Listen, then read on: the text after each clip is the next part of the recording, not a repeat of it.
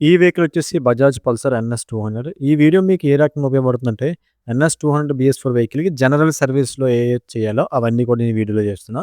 So, check చేయండి. Video నచ్చితే ఖచ్చితంగా లైక్ చేయండి, షేర్ చేయండి, కామెంట్ అది చేయండి. మన ఛానల్ గనుక మీరు సబ్స్క్రైబ్ చేసుకోకపోతే సబ్స్క్రైబ్ చేసుకోండి. సో, ఫస్ట్ దీనికున్న కంప్లెయింట్స్ ఏంటంటే, కంప్లీట్ జనరల్ సర్వీస్ ఏవున్నా రిపేర్ చేయాలి. సో, 4 కాయిల్స్ 2 లీక్ అవుతున్నాయి.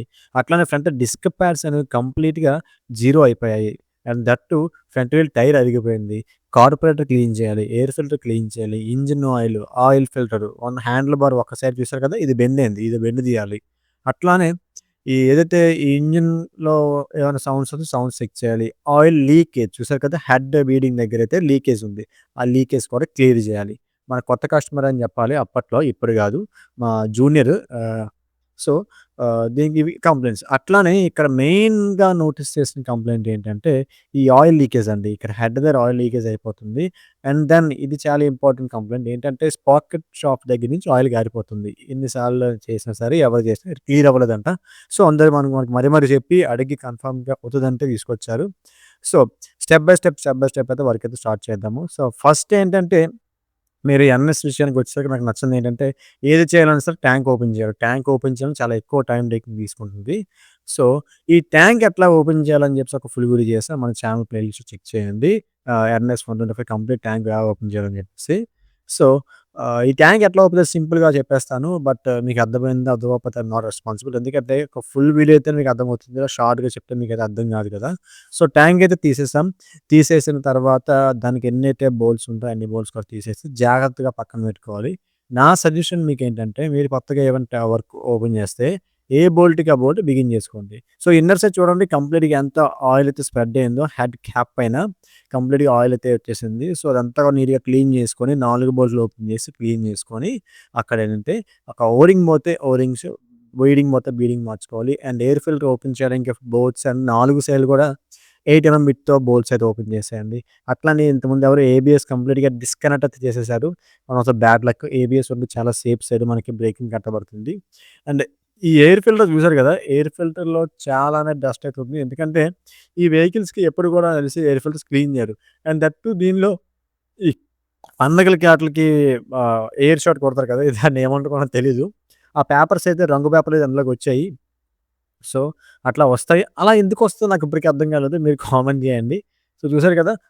మొత్తం ఇన్‌సైడ్, ఔట్ సైడ్ మొత్తం అంతా కూడా ఆయిల్ లీకేజే. మీ వెహికల్ కూడా ఎలాంటి ఇష్యూస్ వస్తే మా గ్యారేజ్ విజిట్ చేయండి. 100% సొల్యూషన్ అయితే మీకు దొరుకుతుంది. అండ్ దీనికి కంప్లీట్ ఎయిర్ ఫిల్టర్ చాంబర్ బయటకి తీశాను. ఎందుకంటే కార్బొరేటర్ కూడా క్లీన్ చేయాలి కాబట్టి. సో, ఈ మొత్తం అంతా కూడా నీట్‌గా క్లీన్ చేసుకొని, ఔట్ సైడ్, ఇన్‌సైడ్ కూడా క్లీన్ చేసుకొని, ఎక్కడ కూడా ఆయిల్ చెమ్మ లేకుండా అయితే క్లీన్ చేసేసాను. క్లీన్ చేసేసిన తర్వాత ఏంటంటే ఇక్కడ మనకేదంటే ఈ కార్పొరేటర్ కాడికి తీసేసాం కాబట్టి సో, కొద్దిగా వర్క్ ఈజీగా ఉంటుంది. అండ్ 4 బోల్ట్‌లు ఓపెన్ చేసి క్యాప్ అయితే మీరు బయటికి తీసేయండి. బయటికి తీసేసి ఏదైతే అక్కడ ఓరింగ్ ఉంటుంది కదా! ఓరింగ్ అయితే ఓరింగు, హెడ్ బీరింగ్ అయితే హెడ్ బీరింగ్ మార్చేసుకోండి. ఇన్‌కేస్ పాకెట్ విషయానికి వచ్చేసరికి అక్కడ ఏదైతే ఒక బుష్ ఉంది అండ్ ఔటర్ సైడ్ మొత్తం అంతా డస్టీగా ఉంది. సో, ఫస్ట్ ఏంటంటే అక్కడ ఔటర్ సైడ్ మొత్తం అంతా నీట్‌గా ఈ రకంగా క్లీన్ చేసేసుకొని, ఆ తర్వాత చూసారు కదా! మొత్తం అంతా కూడా అక్కడ రౌండ్ బుష్ ఉంది కదా! స్పాకెట్ షార్ప్ బుష్ ఉంది కదా! ఆ బుష్ తీసే ముందు అక్కడ లాక్ ఉంటుంది. ఆయిల్ సీల్ బయటకి రాకుండా ఉండడానికి లాక్ ఉంటుంది. ఇగో ఈ లాక్ ప్లేయర్‌తో లాక్ అయితే తీసేసి జాగ్రత్తగా ఆ బుష్ అయితే కటింగ్ ప్లేయర్‌తో బయటకైతే పట్టుకొని తీసేయండి. తీసేసాం ఓకే. ఈ బుష్ ఎలా ఉందో ఒకసారి చెక్ చేసుకోవాలి. ఎందుకంటే ఆయిల్ లీక్ అయిపోతుందన్నారు. ఒకవేళ ఓరింగ్ ఏసిన వెంటనే పోతుందేమో అని ఒక డౌట్ అయితే వచ్చింది నాకు. సో, బుష్ అయితే బానే ఉంది. సో, ఇన్నర్ సైడ్ ఓరింగ్ కూడా ఉన్నాది. బట్ ఓరింగ్ అరిగుండొచ్చు. అది కూడా రీజన్ అనమాట. సో, ఇప్పుడు ఆయిల్ సీల్ కూడా పనిలో పని మార్చేద్దాం. ఎందుకంటే అది కూడా వన్ ఆఫ్ ద డౌట్ కాబట్టి ఆయిల్ సీల్ కూడా బయటకి తీసేసి జాగ్రత్తగా పాత ఆయిల్ సీల్ తీసేసి చూసారు కదా! ఇది పాత ఆయిల్ సీల్ అనమాట. సో, ఇక్కడ మొత్తం ఇన్‌సైడ్ మొత్తం అంతా నీట్‌గా క్లీన్ చేసుకొని, ఆ ఓరింగ్ కూడా బాగోకపోతే ఓరింగ్ అయితే ఖచ్చితంగా మార్చేసుకోండి. మాక్సిమం ఆయిల్ సీల్ కన్నా ఓరింగ్ పోయే ఛాన్సెస్ అనేవి ఎక్కువ శాతం ఉంటాయి. సో, ఓరింగ్ కూడా మార్చేసుకోండి. So, O ring and oil seal 2 మార్చేసుకోండి. కానీ ఈ కస్టమర్‌కేంటంటే ఓరింగ్ దొరకకపోవడం వల్ల నియర్లీ చాలా రోజులైతే ఉండిపోయింది మన దగ్గర వెహికల్. సో, ఇబ్బంది పెట్టలేదు. బట్ ఈ బీరింగ్ చూసారు కదా! హెడ్ బీరింగ్ కూడా పర్వాలేదు బాగుంది.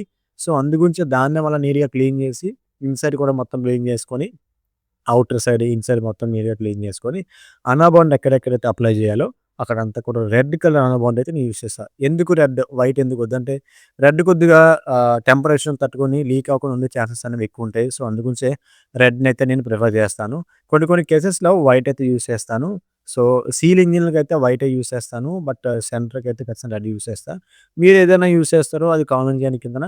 అట్లనే మన ఎన్ఎస్‌కి సంబంధించిన చాలా వీడియోస్ అయితే మనం చేసాము. క్లచ్ ప్యాడ్ రీప్లేస్‌మెంట్ అని చెప్పేసి అలానే చాలా చేసాము. అవన్నీ కూడా మన ఛానెల్‌లో చెక్ చేయండి. ప్లేలిస్ట్‌లో బైక్ అండ్ స్కూటీ రిపేర్స్ ఉంటుందనమాట. సో, చెక్ చేసేయండి. అండ్ హెడ్ బీడింగ్ అయితే మొత్తం ఇన్‌సైడ్ అండ్ ఔట్ సైడ్ పైన, కింద కూడా ఫుల్‌గా అనబోర్డ్ అయితే అప్లై చేసి ఇంజిన్‌కైతే కేస్ అయితే పెట్టేయండి. సో, రెడ్ కలర్ అనబోర్డ్ ఎలా ఉంటుంది? ఇగో ఇదే రెడ్ కలర్ అనబోర్డ్ అంటే ఈ రకంగా అయితే ఉంటుందబ్బా. సో, ఈ బోల్ట్ అయితే వేసేసుకోండి. బయట సైడ్ కూడా ఆ బోల్ట్స్ దగ్గర కూడా చెమ్మొచ్చింది కాబట్టి అక్కడ కూడా ఫుల్‌గా రెడ్ అనబోర్డ్ ఏసేసుకొని మొత్తం 4 సైడ్‌లు కూడా కరెక్ట్‌గా సిట్టింగ్ అయిందా లేదా? ప్యాకింగ్ ఏమైనా తిరగబడ్డాదా లేదా? అన్నీ కూడా చెక్ చేసుకున్న తర్వాత మీరు ఫుల్ టైట్ చేయండి. ఎందుకంటే ఔట్ సైడ్ ఉన్న ఇంజిన్‌కి మనకి క్లారిటీగా తెలుస్తుంది. కానీ ఇన్‌సైడ్ ఉన్న ఇంజిన్‌కి, ఈ రకంగా ఉన్న ఇంజిన్‌కి మనకు తెలీదు కరెక్ట్‌గా ఫిట్ అయిందా లేదా అని మనం ఎగ్జాక్ట్ చెప్పలేమనమాట. సో, ఇప్పుడేంటి ఎయిర్ ఫిల్టర్ క్లీన్ చేయాలి. సో, ఎయిర్ ఫిల్టర్ అయితే డస్ట్ ఎక్కువుంది. బావుంది కాబట్టి దీన్నే క్లీన్ చేసేస్తున్నాను నేను. సో, క్లీన్ చేసేసి చాంబర్ మొత్తం అయితే బయటకి తీసేసా. ఎందుకంటే ఈ కార్బోరేటర్ తీయడానికి చాంబర్ ఖచ్చితంగా తీయాల్సొచ్చింది. సో, చాలా నాకు నచ్చలేదండి. ఈ ఇంత ఇరికి అంటే ఇరుకిరుకున్న ప్లేస్‌లో మొత్తం చేయాల్సొచ్చింది. సాచెస్ అన్ని దగ్గరికి ఇచ్చేసారు. ఆ సాచెస్ మామూలుగా స్ప్లెండర్‌లాగా ఇస్తే బావున్ను. బట్ అలా ఇయలేదు.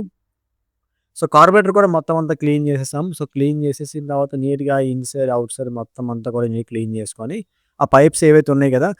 పెట్రోల్ పైప్ వచ్చేసి పెట్రోల్ బంక్‌కి కనెక్ట్ చేయాలి. And then drain pipe, air pipe ఇవన్నీ పైప్స్ కూడా చూడండి ఫింగర్ పాయింట్ చేస్తున్నా.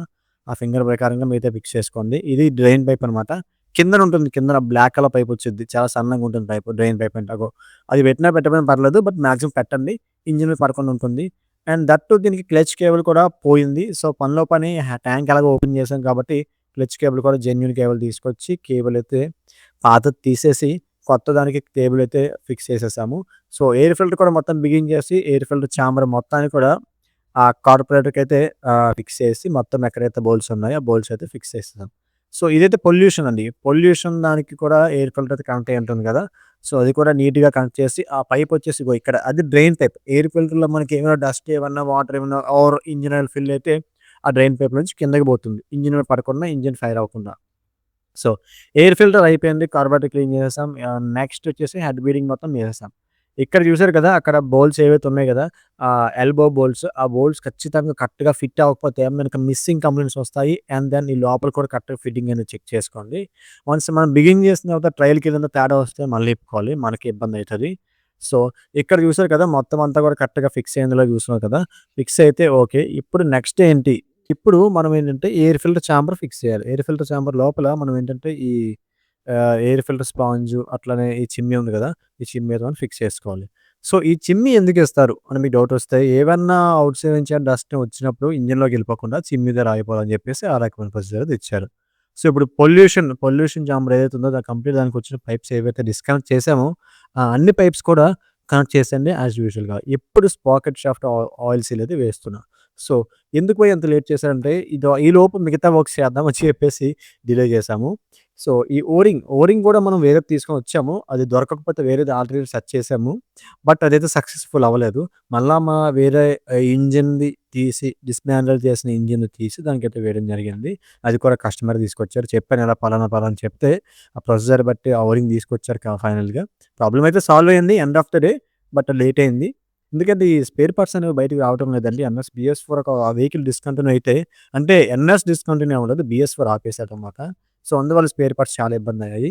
సో, దీనిపైన ఇంకొక వీడియో చేస్తున్నా అప్‌కమింగ్ ఏంటంటే ఇంజిన్ అయితే కొద్దిగా 110 స్పీడ్ ఎళ్ళినప్పుడు సౌండ్ వచ్చి ఇంజిన్ ఆగిపోయింది. ఇంజిన్ మొత్తం బయటకొచ్చేసిందనమాట. ఇంజిన్ క్యాప్ హోల్ పడిపోయి ఏమైంది ఏంటని చెప్పేసి ఫుల్ వీడియో అప్‌లోడ్ చేస్తా త్వరలోనే. సో, ఈ ఆయిల్ సీల్ ఫిక్స్ చేయడం సింపుల్‌గా ఎట్లా అంటే, ఈ 22 సైజ్ బిట్ పెట్టుకొని కరెక్ట్‌గా ఫిక్స్ చేస్తే చూసారు కదా! కరెక్ట్‌గా గాడి ఉరి చుట్టూ కరెక్ట్‌గా వచ్చింది. ఏమాత్రం కూడా అప్ అండ్ డౌన్స్ లేకుండా. సో, ఇప్పుడు ఆయిల్ సీల్ బయటకి రాకుండా ఉండడానికి ఈ లాక్ ప్లేయర్‌తో ఈ లాక్‌నైతే దానికైతే ఫిక్స్ చేసేయాలి. సో, ఇది ఫిక్స్ చేసిన కొంచెం జాగ్రత్త లాక్ అనేది అప్ అండ్ డౌన్ అవుతూ ఉంటుంది. పెట్టినప్పుడు ఆయిల్ సీల్‌కి ఏం డ్యామేజ్ కాకుండా జాగ్రత్తగా అయితే ఫిక్స్ చేసేయండి. సో, ఈ భయ్యా నాకు చాలామంది నాకు ఇన్‌స్టాగ్రామ్‌లో కామెంట్ చేస్తున్నారు ఏమంటే, "అన్న ఎన్ఎస్‌కి స్పాకెట్ విడిగా దొరుకుతుందా?" అని అడుగుతున్నారు. ఉంటుందండి. మన గ్యారేజ్ దగ్గర అయితే ఎన్ఎస్‌కి సెపరేట్‌గా స్పాకెట్ అయితే దొరుకుతుంది. ఎన్ఎస్ కాదు డ్యూక్ 200కైనా, ఆర్ఎస్ 200కైనా పల్సర్ 150 డ్యూయల్ డిస్క్ అయినా ఈ పెద్ద పెద్ద వెహికల్స్ స్పాకెట్ విడిగా దొరకటం లేదంటున్నారు. అలా ఏం లేదు. మన దగ్గర దొరుకుతుంది. మన గ్యారేజ్ అయితే విజిట్ చేయండి. సో, చాలామంది కామెంట్స్ చేస్తున్నారు. సో, దాని గురించైతే ఈ స్పాకెట్ విషయం వచ్చినప్పుడైతే చెప్తున్నాను నేను.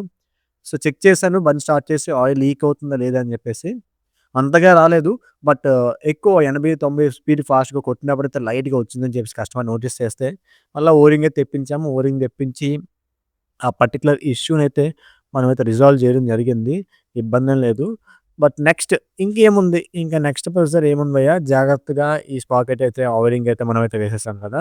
సో, నెక్స్ట్ అప్‌కమింగ్ దీని గురించి చెప్పే ముందులో అందరికీ ఒక చిన్న అడ్వైస్ అయితే ఇద్దాం అనుకుంటున్నాను నేను.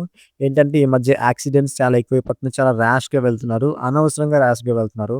భయ్యా ఒక్కటి చెప్తా వినండి. మీరెంత స్పీడ్‌గా ఎళ్ళినా ఎండ్ ఆఫ్ ది డే అక్కడ రీచ్ అయ్యేది 5, 10 నిమిషాల డిఫరెన్స్‌లోనే. ఈలోపే మీరు ర్యాష్‌కెళ్ళి మీకు యాక్సిడెంట్ అయ్యి పక్కోడిని కూడా యాక్సిడెంట్ చేసేసి ఆడి కాలో చెయ్యో ఇరిగిపోయినా చనిపోయినా వాళ్ళ ఫ్యామిలీ సఫర్ అవ్వాలి. ఫైనాన్షియల్‌గా లేకపోతే చాలా ఇబ్బంది పడాలి. అవన్నీ ఉంటాయి. అట్లా ఏం అవ్వకూడదంటే మంచిగా 40, 50లో పోండి. ఏంది భయ్యా 200 సీసీ బండి తీసుకొని స్పీడ్‌గా పోలేమా? ఎందుకు అంత హడావిడి అంటే ఏం లేదండి. బతికినంత కాలం హ్యాపీగా బతకండి. కాళ్ళు చేరగొట్టుకొని బతకొద్దు. నా అడ్వైస్ అయితే అదే. సో, ఇప్పుడేంటంటే ఈ ట్యాంక్‌కి క్యాప్ లోపల బోల్ట్స్ అయితే లేవు. క్లాంప్స్ అయితే లేవు. సో, వాటికి కస్టమర్ నోటీస్ చేయలేదు. వైబ్రేషన్ వస్తుంది గాబట్టి సో, నేనైతే బోల్ట్స్ లేవో అక్కడ బజాజ్‌వి స్టార్ స్క్రూస్ అయితే వేస్తున్నా. స్టీల్ స్క్రూస్ అన్నీ గూడా.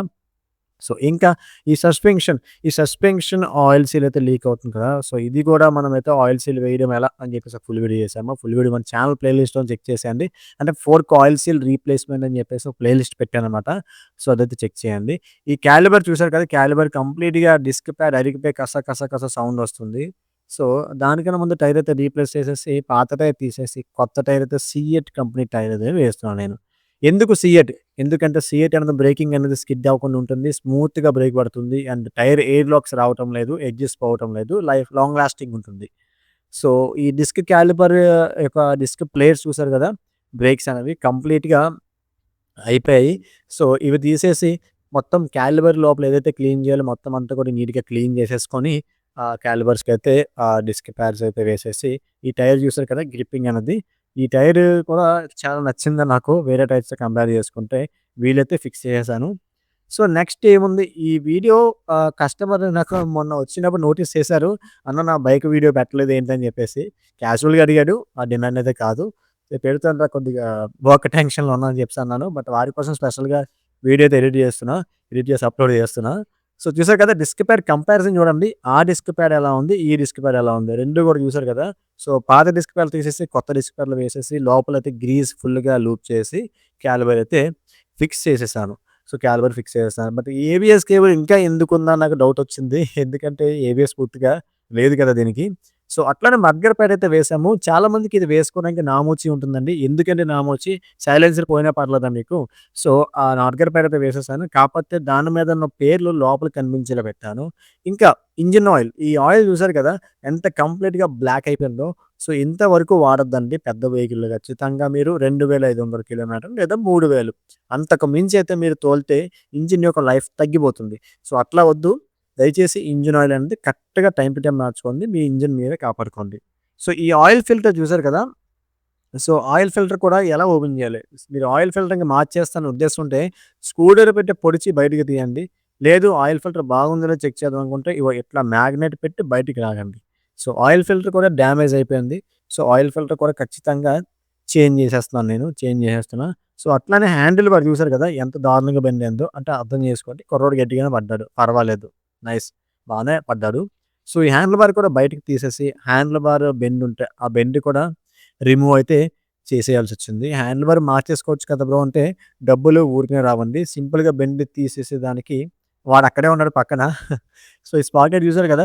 స్పాకెట్ కూడా మంచిగా స్టెప్ అయితే వచ్చింది. సో, ఈ స్పాకెట్‌ని పట్టిద్దామా? లేదంటే కొత్తదేద్దామా? అని చెప్పేసి ఆలోచించేలోపు ఆయిల్ ఫిల్టర్ అయితే వేసేస్తున్నా. సో, ఆయిల్ ఫిల్టర్‌లో పెట్టే ముందు కొంతమందేంటంటే ఆయిల్ ఫిల్టర్‌లో ఆయిల్ పోస్తారు. సో, అట్లా ఆయిల్ పోసినా పోయి పని పర్లేదండి. ఎందుకంటే ఇంజిన్ స్టార్ట్ చేస్తే అందులోకైతే ఆయిలొస్తుంది. సో, నాకు తెలియని విషయం ఏంటంటే, ఈ ఆయిల్ ఫిల్టర్ పైన ఏదైతే మీకు ఆయిల్ ఫిల్టర్ ఉంది కదా! సో, దాని బ్యాక్ సైడ్ కేటీఎం అని ఉంది. సో, ఆ కేటీఎం అని ఎందుకొచ్చిందో మీరు కింద కామెంట్ చేయండి. సో, అట్లనే ఆయిల్ ఫిల్టర్ వేసేసాం. ఆయిల్ క్యాప్ అయితే వేసేసుకొని బోల్ట్ వేసేసుకోండి. సో, ఎప్పుడు ఇంజిన్ ఆయిల్ దీనికి ఎంత వేయాలి? భయ్యా ఎన్ఎస్ 200 వెహికల్‌కి ఖచ్చితంగా మీరు 1.2 ఆయిల్ అయితే వేసుకోండి. ఎందుకంటే దీనికి ఇవ్వడం కూడా అంతే ఇస్తారు. కాకపోతే మనకి ఎక్కువ వాడతాను, కొద్దిగా దుమ్ము దులిపేస్తాను అన్నోళ్ళ వరకైతే ఖచ్చితంగా మీరు ఆయిల్ అనేది 1.3 వేసుకోండి. నష్టం లేదు. అలాగని 1.5 ఏస్తే ఇంజిన్ ఆయిల్ ఎక్కువయ్యి బయటకైతే వచ్చేస్తుంది. కక్కేసుకుంటుంది వాంతులయిపోతాయి ఖచ్చితంగా. సో, ఆయిల్ కూడా ఖచ్చితంగా మీరేంటంటే ఇంజిన్ ఆయిల్ అనేది 1.2 అయితే వేసుకోండి. అంతకు మించి ఎక్కువైతే వేసుకోమాకండి. ఓకేనా? సో, దీనికి ఆయిల్ ఏది వాడాలి? నేనేది ప్రిఫర్ చేస్తానంటే, నేను ఖచ్చితంగా వాల్వోలిన్ మాత్రం చెప్తాను. ఎందుకు మిగతాది చెప్పనంటే, నాకు వాటి పైన చెప్పాలని లేదు, చెప్పకూడదని లేదు. నేను ఈ వాల్వోలిన్ కంపెనీ ఆయిల్ పెట్టా. ఎందుకు ఒకటే పెట్టారంటే, ఇది డ్యూరబిలిటీ. ఫర్ ఎగ్జాంపుల్ మనం ఏదైనా ఒక వస్తువుకి అమౌంట్ ఇన్వెస్ట్ చేసామంటే, అది ఎన్నాళ్ళొస్తుంది అని చూసుకొని ఇన్వెస్ట్ చేస్తాము. అట్లానే అది మనకి వర్త్ మనం పెట్టిన డబ్బులకి కరెక్ట్‌గా సరిపోతుందా లేదా అని చెక్ చేసుకోవాలి. సో, ఇదైతే మనకి అనుకోని కిలోమీటర్లకి వస్తుంది. ఖచ్చితంగా 2500, 3000 కిలోమీటర్లొస్తుంది ఈ సింథటిక్ ఆయిల్. దీనికి మించిన ఆయిలున్నాయి. వాల్వోలని పవర్ ఆయిల్ ఉంది. BS6 ఆయిల్ ఉంది. చాలా ఉన్నాయి. సిన్ పవర్ ఉన్నాయి. అది కూడా రికమెండ్ చేయొచ్చు. కానీ కస్టమర్‌కి ఇదే ఎందుకేసానంటే పాత ఆయిల్ బాగా బ్లాక్ అయిపోయింది కదా! సో, అందు గురించి నేను ఇదేసాను.